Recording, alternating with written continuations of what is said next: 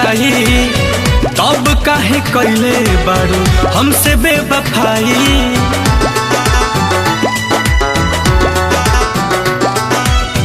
नाम तोहर लिखले रही काट के कलाई, तब काहे कैले बारू हमसे बेवफाई।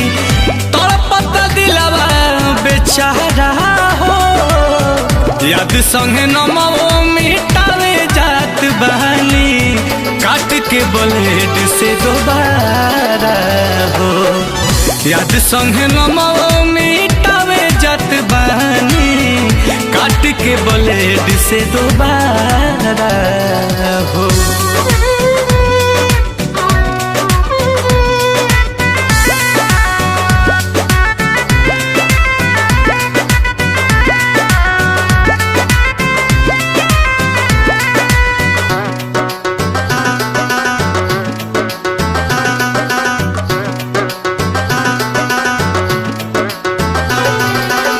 धोखा रहे देवे के तो दिल काहे दिहालू, बेवफा होली सालाई की साबित कई दिहालू।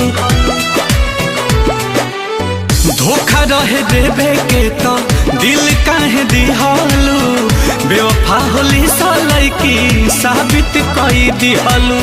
प्यार के तू कैलू बंटवारा हो, याद संगे नमो मिटावे जात बहानी, काट के ब्लेड से दोबारा हो।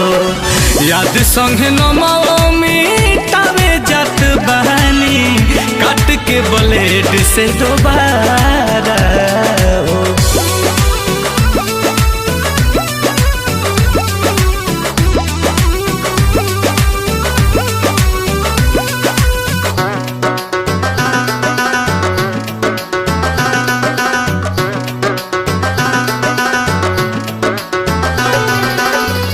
बड़ुए उम्मीद की तू पैबू सुकून हो, देख के बहुत नील कमल के खून हो।